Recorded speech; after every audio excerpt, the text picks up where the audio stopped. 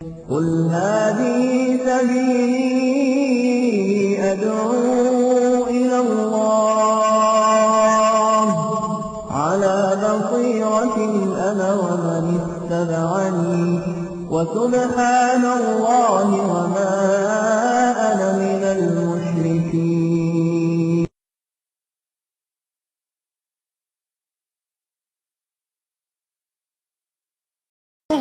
وجنته لهم دار.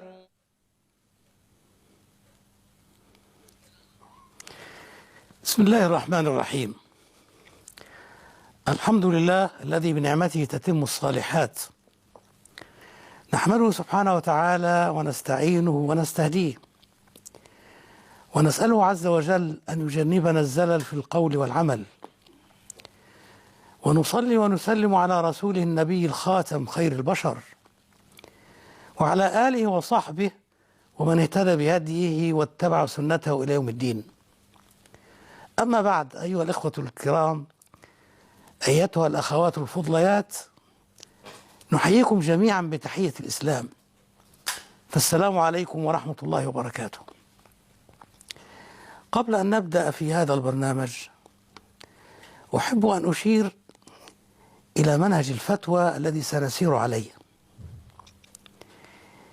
ذلك أن الفتوى ليست سهلة أو هينة، وفي العصر الحديث تشابكت الأمور وأصبح الفرد الواحد كائنا من كان لا يستطيع أن يفتي في كل المسائل، فهناك فتوى نجد أن فيها أمور اشتركت، نواحي عملية ونواحي اقتصادية ونواحي فقهية وهكذا. ومن فضل الله علينا وعلى المسلمين في عصرنا جميعا أن هيأ لنا فتاوى جماعية يقوم بها صفوة علماء الأمة من أنحاء العالم، وهذه الفتاوى الجماعية التي هي أعلى مراتب الاجتهاد في عصرنا يمثلها 3 مجامع فقهية: مجمع الفقه الإسلامي الدولي بمنظمة المؤتمر الإسلامي، وهذا يمثل العالم الإسلامي كله،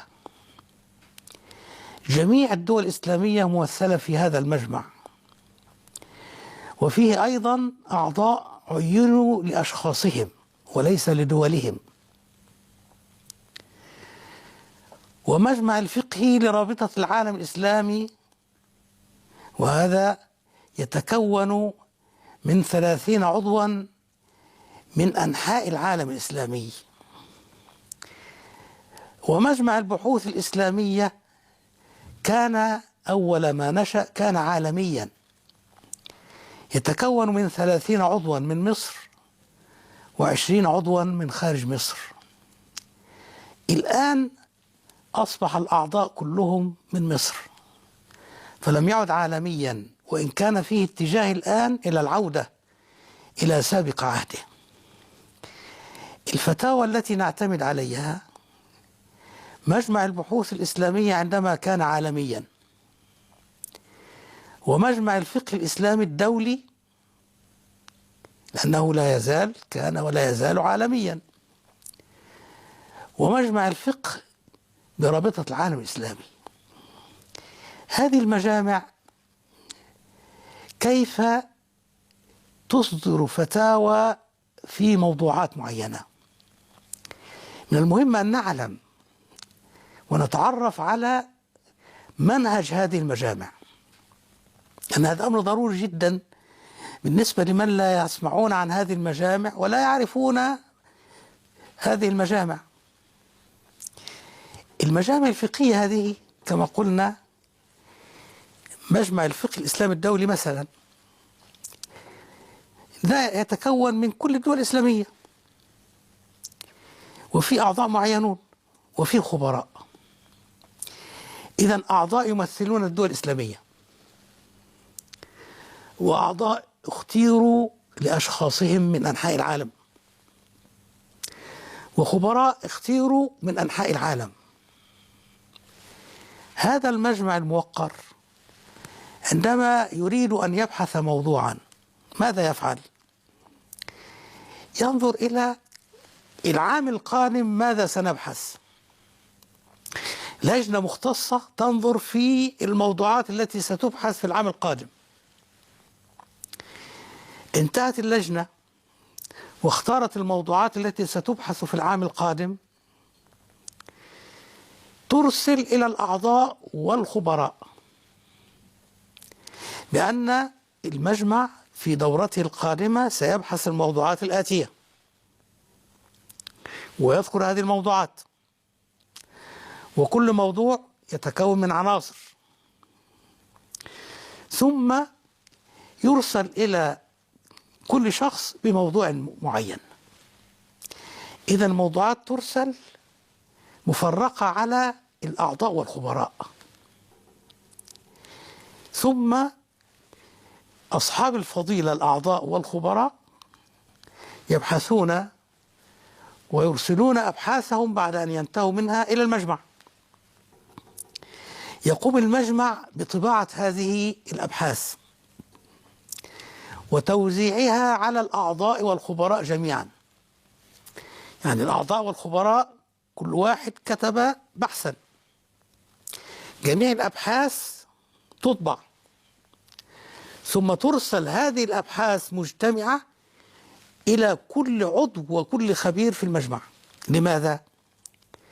ليقوم بقراءة الأبحاث قبل المؤتمر.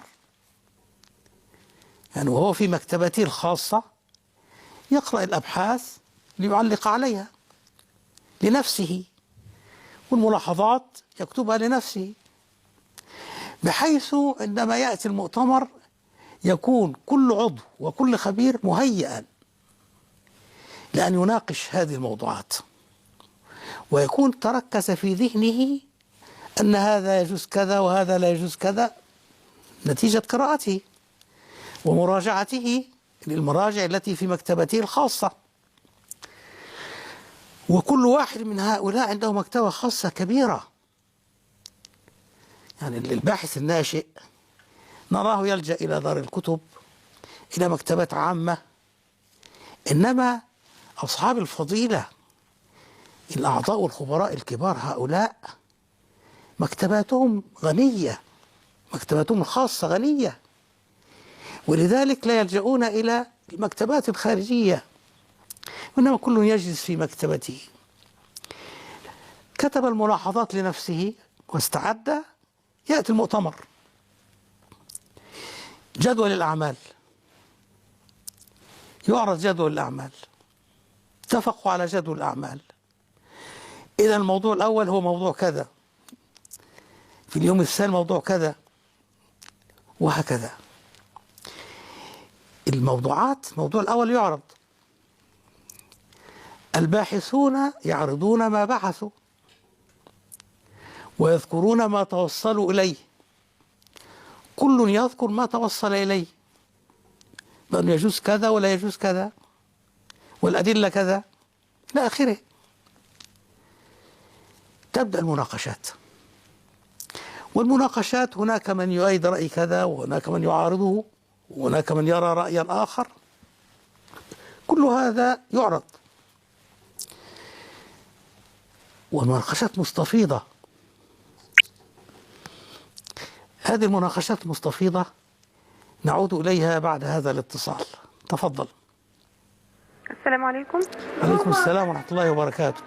لو سمحت من فضل حضرتك، كان في يعني حد وزوجته أخذوا قرض من بنك ربوي. نعم. القرض دوت اشتروا بيه شقة واشتروا بيه عربية، ودلوقتي هم عايزين يصلحوا الوضع دوت. هل تصليحهم يبقى دلوقتي ينفع مثلا يبيعوا الحاجات دي؟ طبعا هي هتجيب أكتر من الثمن اللي هم اشتروها بيه، هيبقى فيه مكسب هنا لو سددوا البنك دوت اللي خدوه منه قرض، وبعد ذلك استفادوا من الفرق السعر دوت او من فرق الثمن البيع والشراء دوت.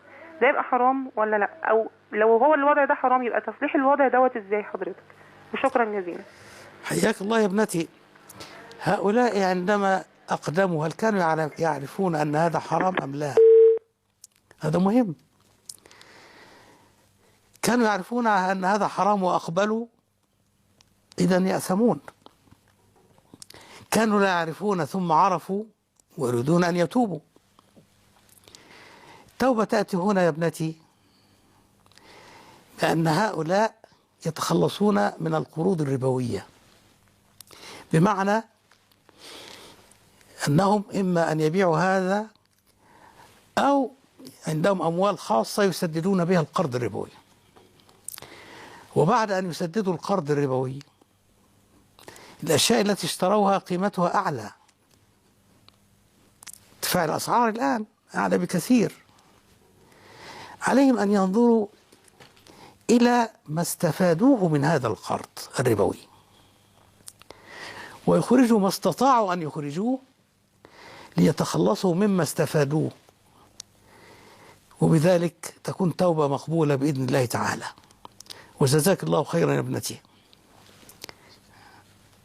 تفضل.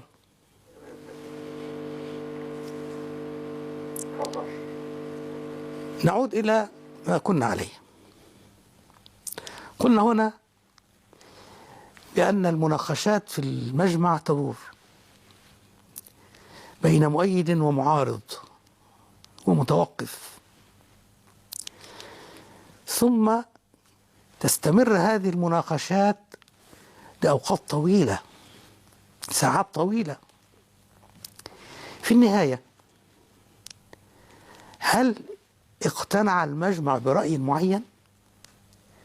والأدلة التي ساقها هؤلاء وهؤلاء هل أدت إلى نتيجة معينة؟ أم أن الأمر لا يزال يحتاج إلى مزيد من البحث؟ طيب تفضل الاتصال. تفضل الاتصال. السلام عليكم. عليكم السلام ورحمة الله وبركاته.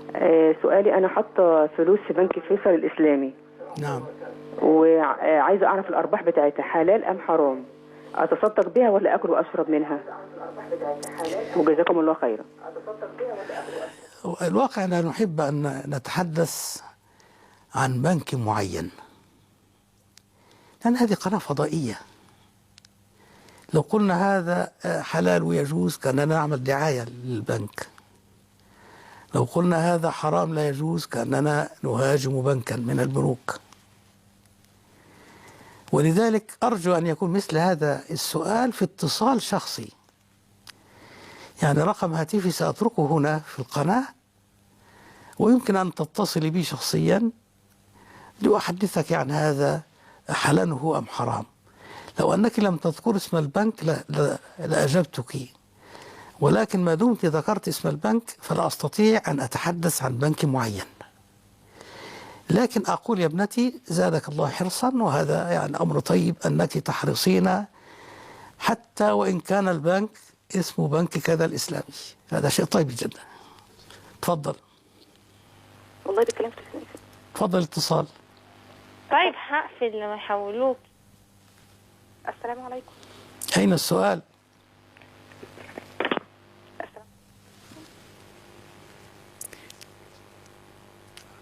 السلام عليكم. السلام عليكم ورحمة الله وبركاته. السلام عليكم. عليكم السلام ورحمة الله وبركاته. معذرة. تفضلي انت. دكتور علي بعد إذنك، جزاك الله عنا كل الخير. جزاك الله خيرا يا ابنتي. من فضلك أنا عايزة بس أعرف دلوقتي، يعني يا ريت تفصيلا يا دكتور، يعني وجزاك الله خيرا عنا التقسيط مع البنوك الإسلامية. يعني دلوقتي أنا عايزة أقسط سيارة، رحت للبنك قالوا لي شوفي معرض معين يكون وجيب لنا منه ورقة بنوع السيارة والمبلغ بتاعها، وإحنا بنديكي مبلغ والباقي بيتقسط بفايدة قدرها كذا. فدلوقتي ده ايه الفرق بينه وبين اما انا اروح للمعرض مباشرة ويبقى بيعملها مع اي بنك تاني؟ يعني انا مش حاسة انها نفس المنظومة، يعني مش عايزة افهم، بس يعني مش بس ان انا بقى بعمل ده وخلاص. فانا عايزة افهم، ويا ريت حضرتك تنصحني على سبيل الورع، يعني ده يجوز يعني من باب الورع، مش من باب الحرام والحلال يعني. وجزاك الله خيرا. ويا ريت حضرتك تقول لي مصارف الفوائد الربويه، لان انا كنت في بنك ربوي قبل ما اتعامل مع بنوك الاسلاميه. الفوائد بتاعتها، المصارف بتاعتها تكون ايه؟ وجزاك الله خيرا. جزاك الله خيرا يا ابنتي. الواقع هذا شيء يسلج الصدر أن نجد مثل هذا التي تريد ليس الحلال والحرام بل الورع. ونحن في عصر لعله هو العصر الذي أشار إليه رسولنا صلى الله عليه وسلم: ليأتين على الناس زمان ما يبالي المرء بما أخذ المال أمن الحلال أم من حرام. أن نجد في هذا العصر من لا يريد الحلال فقط وإنما يريد الورع، هذا أمر نسجد لله شكرا عليه. أحب أن أقول لك بالنسبة للبيع بالتقسيط يا ابنتي، البيع بالتقسيط في قرارات صدرت من المجامع الفقهية. ماذا في هذه القرارات؟ زيادة البيع الآجل عن البيع الحال جائز، المجامع انتهت إلى هذا، لكن لا تفصل الزيادة عن الأصل. يعني لا يقال بأن الثمن 100 والزيادة 20% أو الزيادة 20 زيادة للتقسيط، لا يقال هذا، وإنما يقال الثمن 120 بالتقسيط على كذا ويدفع بطريقة معينة. يبقى هذا قرار، وقرار المجمع هذا سبقه شيخ الإسلام ابن تيمية حيث قال: للزمن دخل في الثمن. أرجو أن تلاحظوا معي، للزمن دخل في الثمن، إنما في القرض حرام ربا، إنما في الثمن نعم. ولذلك الإسلام بقى أباح البيع الآجل مع أن في زيادة، وأباح السلم مع أنه يباع بثمن أقل، لكن بضوابطه الشرعية. فالبيع بالتقسيط إذا حدد الثمن في مجلس العقد، قلنا الثمن 120 انتهى، بالتقسيط على سنة مثلا كل شهر 10، ثم إذا قيل بأنه إذا تأخر في قسط من الأقساط يكون ملزما بدفع زيادة 1% 2%، هذا ربا. إذن ما يسمى بالغرامة التأخير، غرامة التأخير هذه هي نوع من الربا، وإن سميت باسم غير الربا، مثل الفائدة ربا وإن سميت فائدة. إذن الثمن حدد وغير قابل للزيادة، تحدد في مجلس العقد، ثم يجوز، لاحظوا معي قرار المجمع، يجوز للبنك الإسلامي أن يبيع مرابحة بعد أن يشتري السلعة ويتملكها ويحوزها ما دام يقع عليه تبعة الهلاك قبل التسليم وتبعة الرد فيما يستوجب الرد بعد التسليم. نكمل السؤال أولا. بهذا يكون البيع حلالا، يعني البنك يشتري والسلعة تدخل في ضمانه ويحوزها، والحيازة قد تكون فعلية وقد تكون حكمية، بمعنى قد يشتري السيارة ويتركها في المعرض، لكنها إذا احترقت يتحملها البنك الإسلامي، فهذه حيازة حكمية، يعني ليست كل البنوك الإسلامية عندها مخازن وتأخذ. فإذا كانت السيارة دخلت في ملكه ثم باعها بالتقسيط بهذه الشروط فالبيع حلال. لم يلتزم بهذه الشروط البيع ليس حلالا. إذا راجعي يا ابنتي شروط العقد، وأنت تعرفين بأنها حلال أو حرام، ثم يمكن أن ترسل العقد إلي بالفاكس عن طريق قناة الرحمة، وأنا أراجعه إن شاء الله. كثيرا ما تأتيني العقود وأراجعها وأبين ما فيها من خلل أو ليس فيها خلل. تفضل. اتصال الآخر. السلام عليكم ورحمة الله. عليكم السلام ورحمة الله وبركاته. لو سمحت عايزة أسأل حضرتك سؤالين. اتفضلي يا بنتي. أول سؤال، عايزة أعرف حكم مشاهدة أفلام الكرتون بالنسبة للأطفال يعني. حكم ايه يا بنتي؟ مشاهدة أفلام الكرتون بالنسبة للأطفال. يا بنتي لا علم لي بهذا، لأن أنا لست متابعا للكرتون، فلا أعرف هذا يا ابنتي، اعذريني. طيب السؤال الثاني، عايزة أسأل حضرتك بالنسبة لاستخدامات البرفانات اللي هي فيها الكحول، ده حلال ولا حرام؟ اللي موجودة في الأسواق يعني. اللي فيها كحول يا ابنتي يعني إذا كان رائحة فقط فيجوز، لأن هنا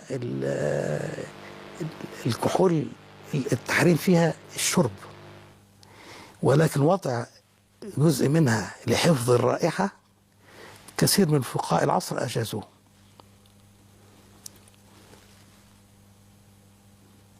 تفضل يا ابنتي. السلام عليكم. عليكم السلام ورحمة الله وبركاته. تفضل. والله يا فضيلة الشيخ، كنت عايز أسأل حضرتك بالنسبة لعدة الأرملة، بالنسبة لخروج الزوجة يعني في هذه العدة، وهل ممكن أن تزور والدتها وهي مريضة جدا يعني ولا تستطيع الذهاب يعني والدتها؟ فهل من الممكن أن تزور والدتها وهي في حالة مريضة في أثناء 4 أشهر و10 أيام؟ هذه فتوى. وبالنسبة حضرتك فتوى تانية. طيب دقيقة واحدة يا ابن حاضر. مع حضرتك. هذه فتوى اقتصادية. نعم. ولكن سأجيبك على السؤال، لكن أرجو من الإخوة أن يلاحظوا أن هذه فتاوى اقتصادية. نعم. فليست في كل شيء. نعم. في الجانب الاقتصادي فقط، الجانب المعقد هذا. نعم. إنما السؤال مثل هذا السؤال أي أحد يجيبك عنه. نعم. فعلى كل حال لا يجوز الخروج إلا للضرورة. طب وهل حضرتك الوالدة لما تكون مريضة في البيت تبقى ضرورة ولا؟ أنت تقدر يا ابني، أنت تقدر هل هي في حالة معينة تستدعي نعم. أن تذهب إليها، وإن لم تذهب أصابها ضرر؟ نعم، هي في حاجة ضرورة. أنت الذي تستطيع أن تقدر. أنت نعم. تستطيع أن تقدر. نعم. تفضل يا ابني، سؤال آخر غير شكرا فضيلة الشيخ، وربنا يجزيك خير يا رب. الله يبارك فيك. السلام عليكم. عليكم السلام ورحمة الله وبركاته. نستكمل إذن المجامع الفقهية. الموضوع عرض في المجمع. أي موضوع يعرض في المجمع بعد المناقشات المستفيضة، المجمع استقر رأيه بعد النظر في الأدلة والمناقشات إلى جواز كذا أو عدم جواز كذا، يصدر القرار. المجمع إذا وجد أن هناك اختلافات كثيرة ولم يصل المجمع إلى رأي حاسم، ماذا يفعل؟ يعني الأبحاث كتبت من بداية العام، بدأ البحث، وأثناء العام أرسلت الأبحاث وقرأت، ثم حضروا المؤتمر وعرض البحث ونوقش مناقشات مستفيضة، وبعد كل هذا لم يصلوا إلى رأي. إذن يؤجل لماذا؟ لمزيد من البحث. طيب تفضل الاتصال. تفضل. السلام عليكم ورحمة الله. السلام عليكم ورحمة الله وبركاته. السلام عليكم. عليكم السلام ورحمة الله وبركاته. تفضل. كيفك يا شيخنا؟ بارك الله فيك. الله يعطيك العافية يا أخي. جزاك الله خيرا. تفضل. أنا في عندي موضوع مهم بالنسبة للقرض. تفضل. من المصرف العقاري. نحن قلنا لا نذكر اسم بنك حتى أجيبك. طيب عندي مشكلة بالمصرف، أنا بمصرف ما معين. أيوه. وفي عندي مشكلة ببيتي وبيت إخوتي والبيت العائلي كلياتهم، نحن بضيعة. نعم. فحبيت أنا أطرح الموضوع على هذا المصرف وآخذ قرض عليه للضرورة جدا جدا. فنرجو منك أنه تبين لنا هذا الموضوع شيخنا. مجمع الفقه الإسلامي، مجمع البحوث الإسلامية، في مؤتمره الثاني الذي عقد سنة 1385 هجرية 1965 ميلادية، وحضره 86 عالما من 35 دولة إسلامية، وقرر فيه بأن فوائد البنوك حرام وإلى آخر القرارات. من ضمن قراراته في قرار مهم جدا، وهو الإقراض بالربا محرم لا تبيحه حاجة ولا ضرورة. يعني لا يأتي أحد ويقول أنا مضطر أقرض بالربا، لا، ده معك أموال زائدة، يبقى كيف أنك مضطر؟ أو في حاجة، لا، أيضا لا يجوز. والاقتراض بالربا محرم كذلك، لأن الرسول صلى الله عليه وسلم لعن آكل الربا وموكله وكاتبه وشاهديه، وقال هم سواء، المقرض كالمقترض كالكاتب كالشاهد.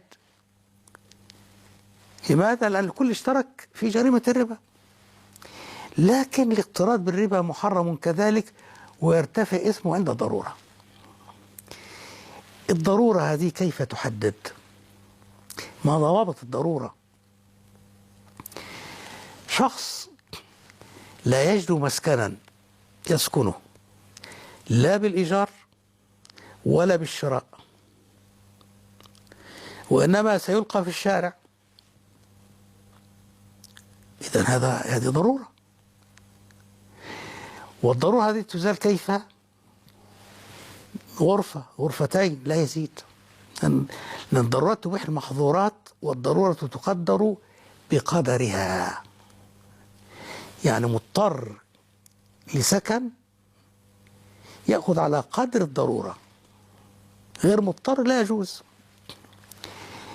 إذن هنا ما معنى الضرورة؟ إذا كان هنا البنايات هذه يمكن الاستغناء عنها بالإيجار، ليست ضرورة. إذن يمكن الاستغناء عنها بالشراء بالتقسيط، إذن ليست ضرورة. ولذلك نجد توسعا في معنى الضرورة. الضرورات التي تبيح المحظورات لها ضوابط لابد منها. يعني لا يجوز إطلاقا أن نتساهل في مفهوم الضرورة، لأن الضرورات الخمس: الدين، النفس، العقل، العرض، النسل، المال. فإذا كان هناك خطر على الدين، نعم، في ضرورة. خطر على النفس، في ضرورة. خطر على العرض، على النسل، لا يوجد خطر على هؤلاء، وإنما يستطيع أن يستأجر ويسكن، إذن يستأجر. ولذلك جاء للمجمع سؤال من معهد الفكر الإسلامي في واشنطن. وفي واشنطن يعني بلد غير إسلامي، بلد غير إسلامي في أمريكا. السؤال حول ماذا؟ حول شراء البيوت عن طريق البنوك بالقرض الربوي. المجمع أجاب أنه لا يجوز. لماذا؟ قال لأن هناك يستطيع أن يستأجر. ما دام يستطيع أن يستأجر، إذن لا توجد ضرورة. ولذلك أرجو أن الأخ الكريم أن يراجع مفهوم الضرورة مرة أخرى. تفضل أخي الكريم الاتصال. السلام عليكم ورحمة الله وبركاته. السلام عليكم ورحمة الله وبركاته. أين الاتصال؟ السلام عليكم. عليكم السلام ورحمة الله وبركاته. تفضل تفضل يا أخي الكريم، تفضل. ازي حضرتك يا فضيلة الشيخ؟ جزاك الله خيرا. الحمد لله. إنا نحبك في الله. أحبك من أحببتنا فيه يا رجل. أنا كنت أريد أسأل سيادتك سؤال بس. تفضل. دلوقتي أنا أعمل في إحدى شركات البترول، وهذه الشركة لينا بدلات انتقال تقدر ب150 جنيه في الشهر. طيب. ولم يصرف لنا هذه البدلات انتقال، وعندما سألنا عنها قالوا لنا بالعربي اللي فات مات. فأنا بتعامل مع إحدى الورش بره، فوفرت مبالغ منها بحيث إن أنا بقدم للشركة فواتير اللي هي الراجل عمل بيها الشغل في الورش، وهذه الفواتير لما بتتصرف باجي أقضي الراجل بدل ما ليه 1500 بديله 1200 وبيكون هو راضي، فوفرت 300. هذه 300 خدتهم أنا حق بدلين انتقال من بدلاتي. هل هذه الفلوس تكون حلال بالنسبة لي ولا حرام؟ جزاك الله خيرا يا ابني. لا، هذه الفلوس ليست حلالا، لأن لا يجوز أن تأخذ، يعني الشركة لم تعطيك البدل، لا يجوز أن تأخذ ما يقابل البدل من تلقاء نفسك، هذا لا يجوز. يعني لو فرضنا أنك أحسست بظلم نتيجة تصرف لشخص من الأشخاص أو هيئة من الهيئات أو شركة من الشركات، أحسست أنك ظلمت في مبلغ معين، ثم جاءتك فرصة لتأخذ مثل هذا المبلغ بطريق غير مشروع، مثل هذه الحالة لا يجوز. فإذا لا يجوز يا أخي الكريم أن تأخذ ما يقابل هذا البذل، وإنما طالب به. طالبت به ولم يستجيب لك فلا تملك أن تأخذ بهذه الطريقة. نستكمل ما بدأناه. تفضل يا أخي الكريم. السلام عليكم. عليكم السلام ورحمة الله وبركاته. تفضل يا بنت. السلام ورحمة الله وبركاته. تفضل يا بنت. سمحت يا فضيلة الشيخ، أنا حما ابني شغال في بنك، فابني قاعد معايا في الشقة، فبيحصل بيننا وبين يعني زوجة ابني بتدخل لنا مثلا بعض الأشياء، أو بيبقى بيننا وبينهم هدايا. ففي قالوا إن ممكن الهدايا دي تاخديها وبنتهدى برضك، يعني بردها بردها مثلا بنفس الثمن أو بنفس القدر يعني، وممكن أطعمة مثلا زوجة ابني بتدخلها لنا. فإيه موقفنا من حاجات زي كده؟ شكرا يا ابنتي لهذا السؤال. وسؤال تاني لو سمحت حضرتك. حاضر، ما أكمل أما أجاوب أولا. معلش كنت هتكلم على البورصة لو سمحتي، عشان زوجي متعامل فيها وأنا يعني. حاضر، بعد أن أجيب عن السؤال الأول. مقلقة خالص، هو بيتعامل مع شركات مقاولات في البورصة. فربنا يكرمك، سؤالين دول ربنا يفيدنا بعلمك، ربنا جزاك الله خير. يعني السؤال الثاني عن البورصة. السؤال الأول يا بنتي، من يعمل في البنك ليس كل ماله حراما، يعني في جزء حلال وجزء حرام. والحرام أن نقطع الرحم، يعني صلة الرحم مطلوبة، فلا يكون سببا في قطع الرحم، ولذلك نقبل هذا على أنه من الجزء الحلال. لماذا نفترض أنه من الجزء الحرام؟ ثم كما قلت أنت تردين أيضا هدايا مقابل هدايا، فأنت أخذت هدايا ورددت هدايا، وبهذا وصلت الرحم، وأيضا لم تأخذي شيئا حراما. لذلك أرجو من أبنائنا وبناتنا أن يراعوا هذا، لا نقطع الرحم، نصل الرحم. المال هذا ليس خبيثا كله، وإنما فيه حلال وفيه حرام. جاءتنا هدية، لماذا أعتبر هدية من المال الحرام؟ لماذا؟ فلتكن من المال الحلال. ثم لو فرضنا أنها من مال حرام وحلال رددناها، أخذنا ورددنا فوصلنا الرحم ولم نأكل حراما. أما السؤال عن البورصة فهذا أمر آخر، وهذا السؤال سؤال طويل جدا، لكن أحاول أن أركز. البورصة تتعامل في ماذا؟ البورصة تتعامل في الأسهم والسندات. السندات، وإن السندات لها أسماء مختلفة، وكلمة سندات أيضا موجودة. السندات معروف أنها قروض ربوية. نكمل السؤال أولا. السندات هذه حرام. الأسهم، مهم الأسهم. مجمع الفقه الإسلامي قسم الأسهم إلى 3 أنواع. شركة نشاطها حلال ولا تتعامل بالربا أسهمها حلال. شركة نشاطها حرام أسهمها حرام.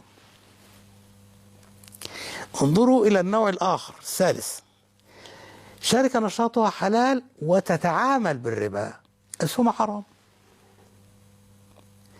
إذا المتعامل في البورصة عليه أن ينظر الأسهم التي يتعامل فيها هل هي لشركات حلال لا تتعامل بالربا؟ هنا يكون العمل حلالا. لشركات حرام يكون عمله حراما، لشركات حلال وتتعامل بالربا إذن يكون حراما أيضا بحسب قرار المجمع الفقهي الإسلامي. هذا يعني بسرعة بالنسبة للبورصة، وتفصيلات البورصة كثيرة والحمد لله. تفضل اتصال يا أخي الكريم. السلام عليكم. عليكم السلام ورحمة الله. معي الدكتور علي السلوس المحترم. تفضل يا أخي الكريم تفضل. مرحبا بكم، السلام عليكم ورحمة الله. معكم أخوكم خادم التوحيد والسنة من سوريا.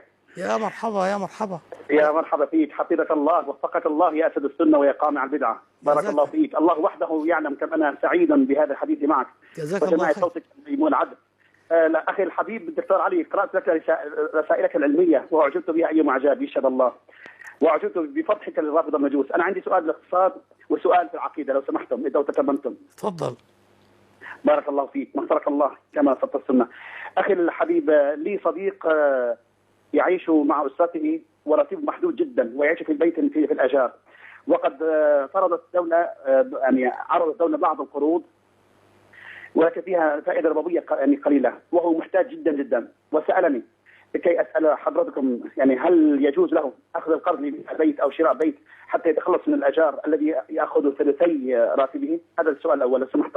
السؤال الثاني ما حكم من زوج ابنته لرجل ادعى بأنه سني، وبعد أن تزوج اكتشف أن صهره زوج ابنته رافضي يسب الصحابة ويطعن في بعض زوجات النبي صلى الله عليه وسلم عائشة رضي الله عنها وأرضاها، وأنت تعلم عقيدة الرافضة في تحريف القرآن وغيرها. هل يحق لهذا الرجل أن يطلق ابنته على أساس أن هذا الرجل غرر به خدعه وادعى بأنه سني ثم اكتشف أنه شيعي؟ السؤال الثاني ما حكم من يروج بعض الأحاديث الموضوعة التي وضعها الرافضة؟ أرجو أن تبينوا للناس خطوط هذه الأحاديث بارك الله فيكم في برنامج خاص أو حلقة مستقلة. بعض هذه الأحاديث الموضوعة التي وضعها الشيعة وتلقفتها الصوفية بكل أسف بالقبول ورددتها وغرستها في أدمغة العوام، منها حديث أنا مدينة العلم وعلي باغوة، أسمعه من كثير من أهل السنة المحسوبين على أهل السنة، وهو حديث كما تعلم وحضرتكم هو ضعيف، ضعفه أكثر من 20 عالما أولهم البخاري في كتاب المقاصد الحسنة وآخرهم الألباني بارك الله فيك. لذلك أرجو أن تبينوا الناس خطورة الكذب على رسول الله صلى الله عليه وسلم، وبارك الله فيك ونصرك الله وجدك الله ومتعنا الله بعلمك، والسلام عليكم ورحمة الله وبركاته. عليكم السلام ورحمة الله وبركاته. يا أخي الكريم أنت أثرت موضوعات كثيرة، لكن يهمنا منها هنا في هذا البرنامج فتاوى اقتصادية. السؤال بالنسبة للمسكن، هل يجوز أن يشتري بقرض ربوي لأن الإيجار يأخذ جزءا كبيرا من دخله؟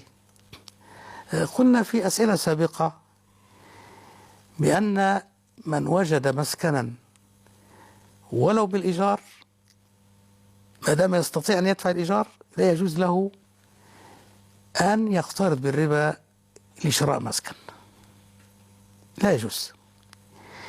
أما إذا كان لا يستطيع أن يتحمل الإيجار وهناك ضرورة لشراء مسكن فهذا أمر آخر. يعني أرجو أن يلاحظ بأن الضرورات تبيح المحظورات، وأن الضرورة تقدر بقدرها، بمعنى أننا لا نتوسع في مفهوم الضرورة، وقد بينت هذا أكثر من مرة، لا نتوسع في مفهوم الضرورة. إنسان مضطر لماذا؟ ليسكن وليس ليملك. المسلم مضطر ليسكن نعم، لكن أمكن أن يسكن بالإيجار يكفي، أمكن أن يسكن بشراء مسكن بالتقسيط هذا حلال، لم يتمكن من السكن إطلاقا إلا بقرض ربوي وأغلقت كل الأبواب، هنا الضرورات تبيح المحظورات. لكن أن تقول أنه يسكن فعلا ولكن بالإيجار إذن لا يوجد هناك ضرورة. أما الأسئلة الأخرى فأرجو من الأخ الكريم إعفائي من الإجابة عنها، فقد أجبت عنها بالتفصيل في كتبي وأنت تعرفها، يبدو من سؤالك أنك مطلع عليها، وأجبت هنا وبينت الفرق بين الشيعة والرافضة، لأن هناك فرق كبير بين الشيعة والرافضة، وإن كان كثير من الناس يخلط بين الاثنين ويجب أن لا يخلط بينهما. جزاك الله خيرا يا ابني وبارك الله فيك، ومعذرة نعود إلى المجامع الفقهية. هناك سؤال آخر. نعود للمجامع الفقهية. المجمع بعد أن بحث جاءته عرض للأبحاث ونوقشت ولم يتوصل إلى رأي، فأجله لدورة قادمة لمزيد من البحث والدراسة. لكن قد يكون الموضوع يحتاج إلى بحث أوسع من أن يكون جزءا في دورة، بمعنى أنه يحتاج إلى دورة خاصة، إلى مؤتمر خاص، فيقرر المجمع بأن تعقد دورة خاصة لبحث هذا الموضوع. يعني على سبيل المثال التضخم، دورة خاصة لبحث التضخم،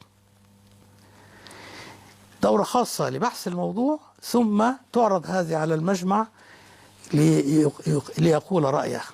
طيب الاتصال، تفضل يا أخي الكريم. السلام عليكم. السلام عليكم ورحمة الله وبركاته. السلام ورحمة الله وبركاته. تفضل. لو سمحت يا شيخ، أنا عايز أعرف أفرق ما بين الإقساط اللي هي مثلا إقساط الجمعية، أو مثلا إقساط مثلا شيء اشتريته أو بتاع، وما بين القروض الربوية اللي هو في البنوك. عايز أعرف أفرق ما بين ده وبين ده، يعني بين إيه الإقساط اللي من هنا. سؤالك غير واضح. بس يعني الفرق بين إيه وإيه؟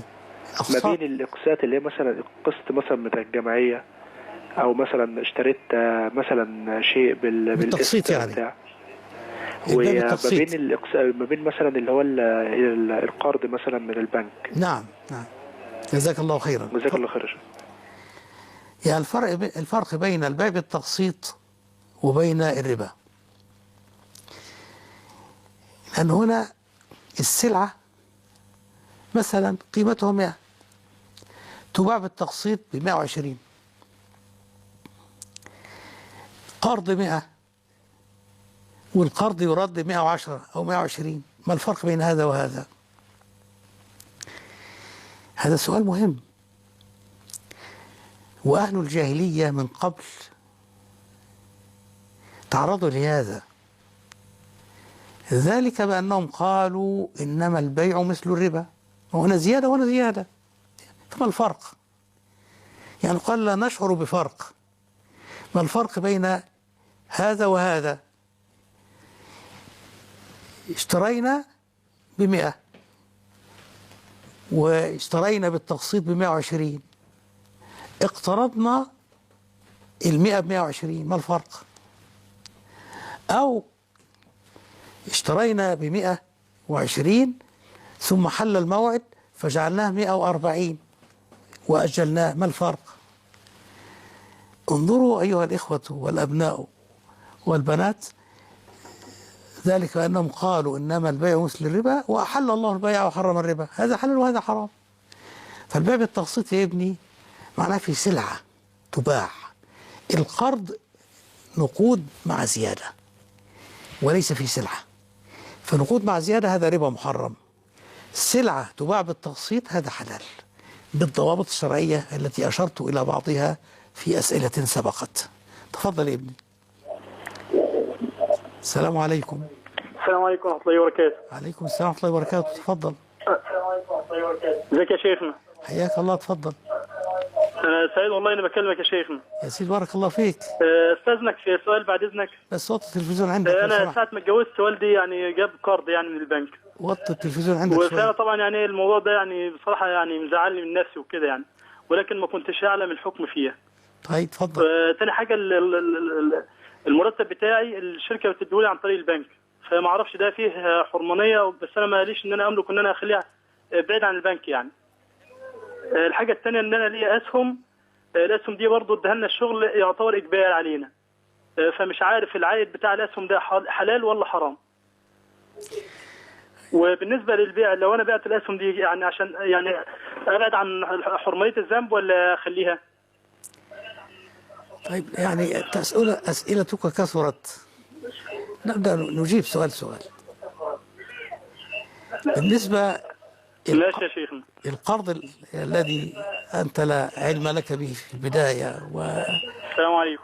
وأخذ وأنت لا تدري، ثم عرفت بأنه قرض ربوي، تتخلص من هذا القرض الربوي. هذا بالنسبة للقرض. بالنسبة لأنك البيع بالتقسيط، أو السؤال الثاني هنا نسيته، قوله مرة أخرى يا ابني، ذكرني به يا أخي الكريم.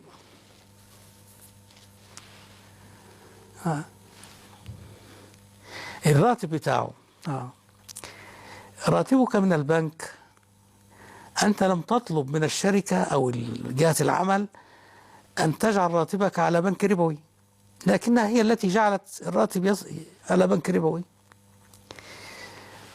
فمهمتك الآن أن تحاول أولا أن تطلب من الشركة أو من جهة العمل أن تحوله إلى بنك إسلامي. استجابت لك، الأمر انتهى. لم تستجب لك وراتبك ينزل على بنك ربوي، ولا تستطيع أن تتسلم الراتب إلا من هذا البنك الربوي، إذن لا تأثم، ولكن عليك أن تسحب الراتب بمجرد نزوله في البنك الربوي حتى لا يستفيد منه هذا البنك. إذن في الحال تسحبه ويكون لك حساب في البنك الإسلامي، بحيث تأخذ الراتب من البنك الربوي وتضعه في البنك الإسلامي، ثم تسحب براحتك من البنك الإسلامي. هذا والله عز وجل أعلم. لم نستكمل. نعم،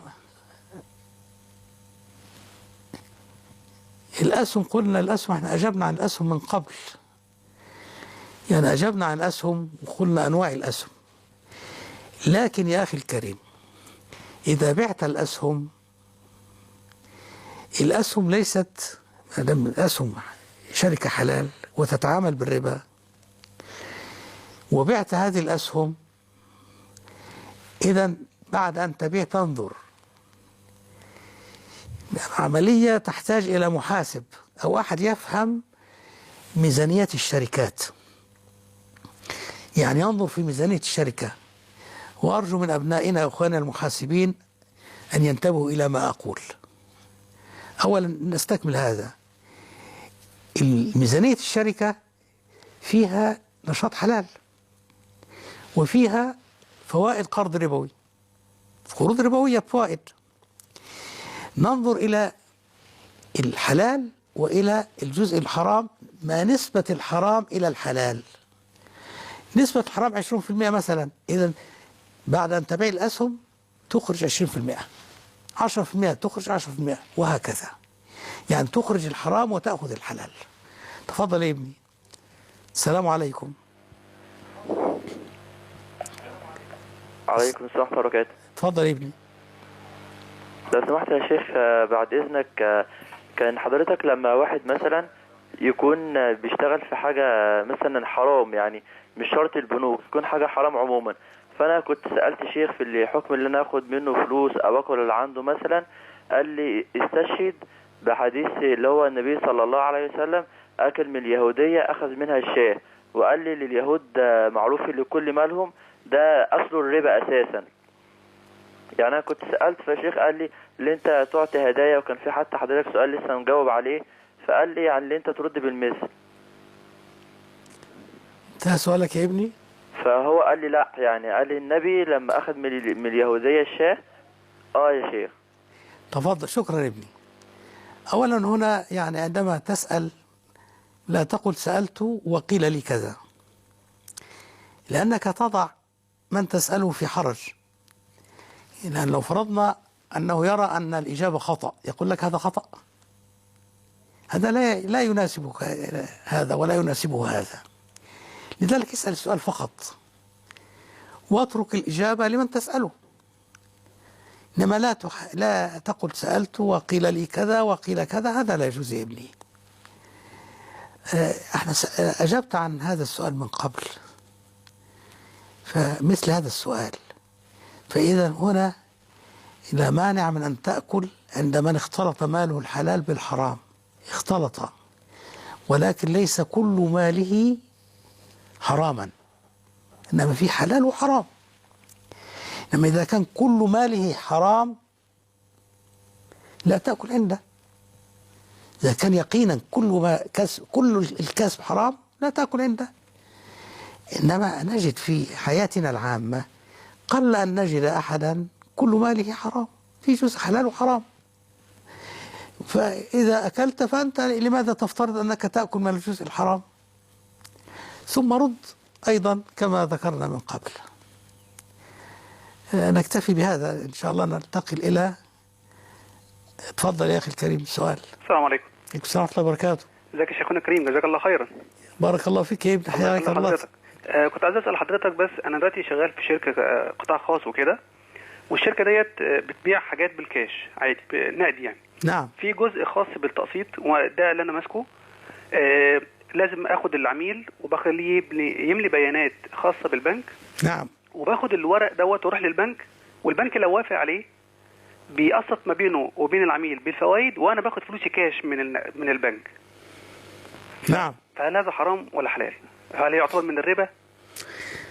يعني أنت الآن أنا الوسيط ما بين العميل وبين البنك.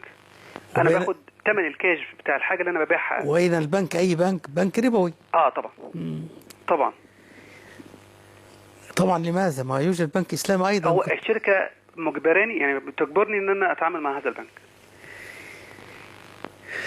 أنت وسيط الآن، يعني تأخذ المبلغ بالكامل من البنك نقدا. البنك كاش. نقدا. تمام. ثم البنك يقسط هذا بالفوائد الربوية. الفوائد الربوية. فهل أنت الآن، انظر معي، لك دور في هذا الربا أم لا؟ يعني أنت ليه دور طبعا. لا شك لك دور طبعا. ونعود إلى حديث الرسول عليه الصلاة والسلام. لعن آكل الربا وموكله. آكل الربا من يأخذ الربا. تمام. وموكله من يعطي. أيوة. وكاتبه وشاهديه، وقال هم سواء. هم سواء. إذن فهو حرام.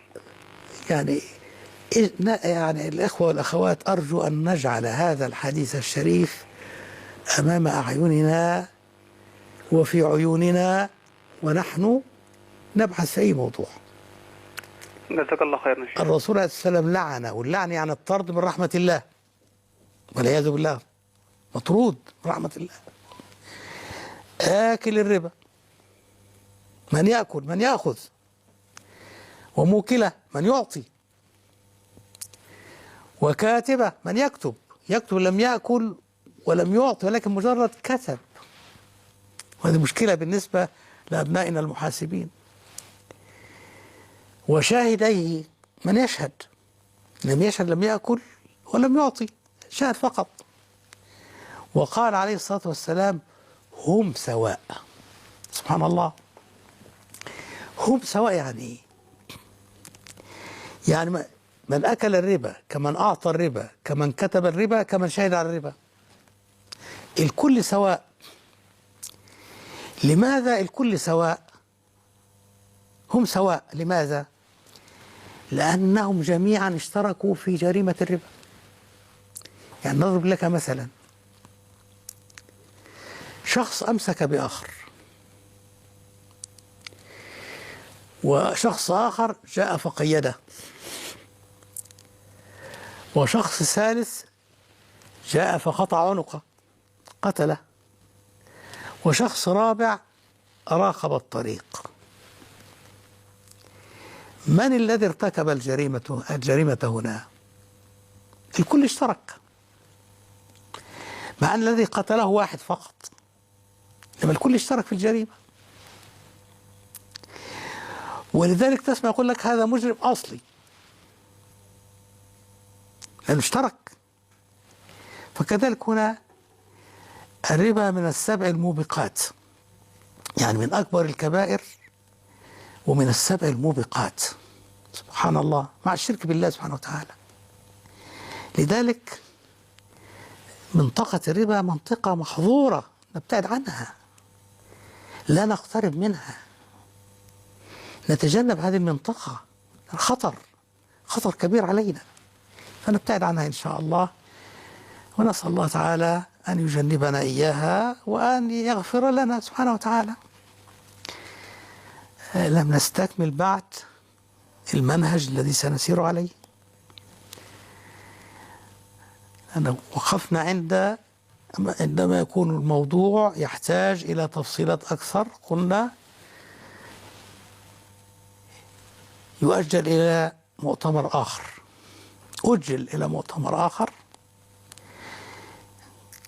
ولم ينتهي المجمع فيه إلى قرار، يؤجل إلى مؤتمر آخر، أو تعقد له ندوة خاصة. وأذكر هنا على سبيل المثال،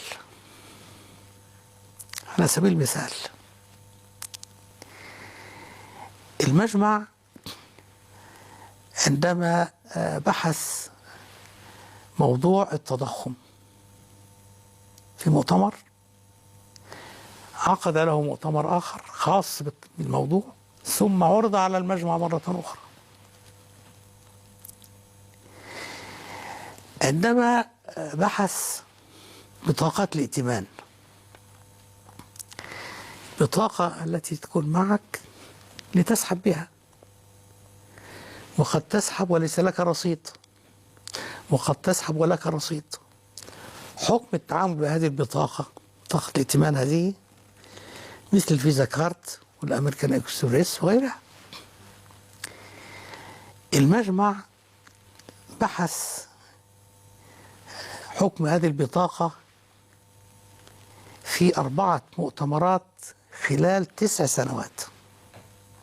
أرجو أن تنتبهوا معي، مسألة تبدو سهلة يسيرة، حكم بطاقة الائتمان والسحب النقدي بطاقة الائتمان والشراء بطاقة الائتمان، يبدو الأمر سهل يسير.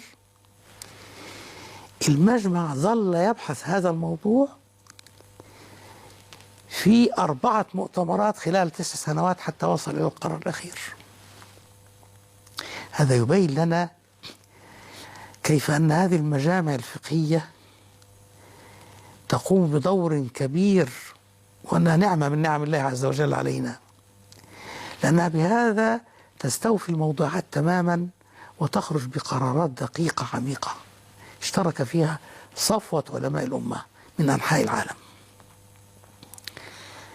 إذن بالنسبة للمجمع،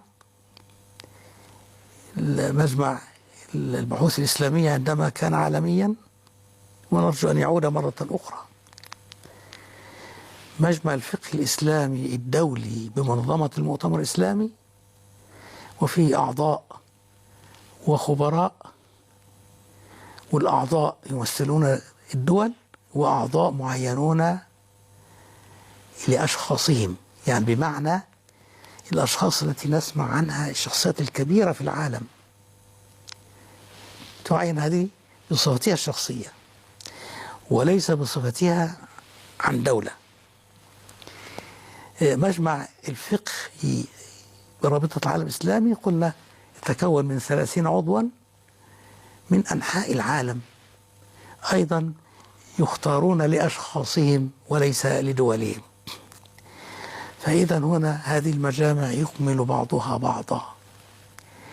لذلك نقول هنا بأننا عندما نتحدث في الفتاوى الاقتصادية ننظر أولا ماذا قالت المجامع الفقهية، ماذا قالت المجامع الفقهية.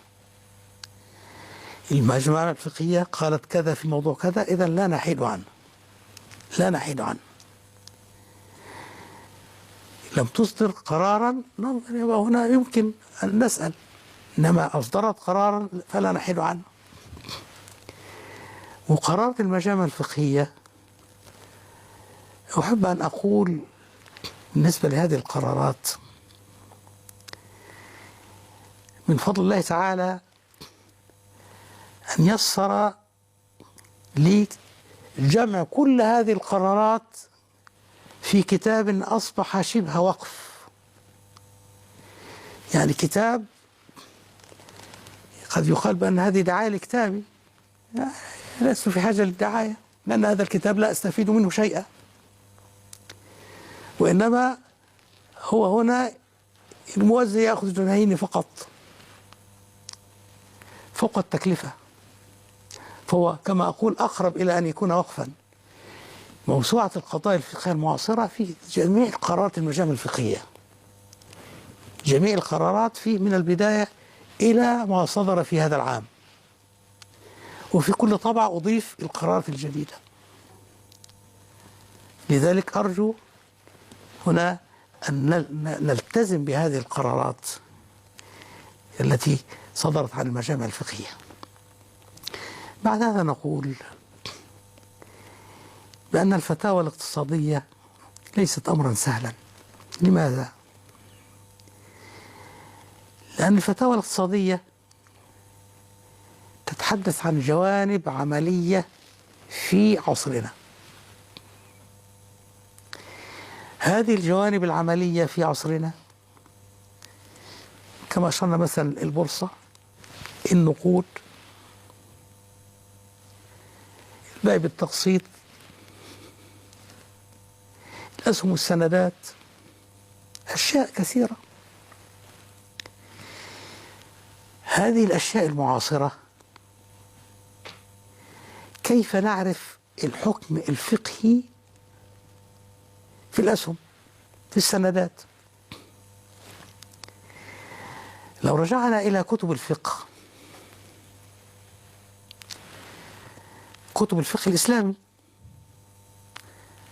البورصة لا نجد كلمة البورصة.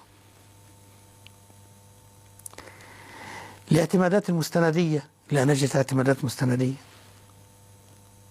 الاعتمادات لا يوجد اعتمادات. خطابات الضمان لا نجد خطابات ضمان. إذا كل هذه الكلمات غير موجودة في الفقه الإسلامي، غير موجودة في الفقه الإسلامي. فماذا نفعل؟ الأمر يحتاج إلى من يدرس الفقه الإسلامي ويدرس المعاملات المالية المعاصرة. يعني إذن الدراسة يكون لها شقان: دراسة الفقه الإسلامي دراسة واعية استيعاب، ثم معرفة الواقع، فيعرف معاملة البنوك بالتفصيل، الإيداع والسحب والحساب الجاري والوديعة لأجل وإخطاب الضمان وفتح الاعتماد والاعتماد المستند، يعرف هذا بالتفصيل الواقع العملي. والبورصة وما يباع في البورصة، معنى أسهم، معنى سندات، دراسة للواقع المعاصر، ثم دراسة للفقه الإسلامي، أحكام الفقه الإسلامي، ثم يكون عنده قدرة، منحة من الله عز وجل، في أن يطبق هذا على هذا. يعني عندما يدرس القرض في الفقه الإسلامي ثم يدرس السحب على المكشوف في بنك من البنوك، أو فتح الاعتماد في بنك من البنوك، عندما يدرس هذا ويدرس هذا يستطيع أن يخرج بنتيجة، وهي أن السحب على المكشوف ما هو إلا قرض، وما دام بفائدة فهو قرض ربوي. أن فتح الاعتماد ما هو إلا قرض، وما دام بفائدة فهو قرض ربوي. أن فتح الاعتماد المستندي قد يكون فيه قرض وقد لا يكون فيه، طبعا الاعتماد المستند المغطى وغير المغطى، وغير المغطى لبنك ربوي أم بنك إسلامي. يعني إذا لابد أن يعرف هذا وهذا، يعرف الأحكام الفقهية والواقع العملي. ثم يطبق الحكم الشرعي على الواقع العملي. فإذا ما طبق الحكم الشرعي على الواقع العملي أمكن أن يعرف هل هذا حلال أم حرام. ومن هنا نقول بأن المشكلات المعاصرة لا تحل باجتهاد فردي. لماذا؟ لأن الفرد قد يستطيع أن يفعل هذا وقد يغيب عنها الأشياء، ولكن بالنسبة للمجموع هذا يذكر هذا وهذا يذكر هذا، والمناقشات تدور وتستمر إلى أن يصلوا إلى الحكم الشرعي بإذن الله تعالى. ومع ذلك لا يتم هذا إلا بتوفيق الله عز وجل سبحانه وتعالى. نسأل الله عز وجل أن يوفقنا لما يحب ويرضى، وأن يرينا الحلال حلالا ويرزقنا اتباعه، وأن يرينا الحرام حراما ويرزقنا اجتنابه. والحمد لله تعالى، والصلاة والسلام على رسوله، والسلام عليكم ورحمة الله وبركاته. فتاوى الدين أنوار، وللإفتاء أسرار، وللفتوى شرائطها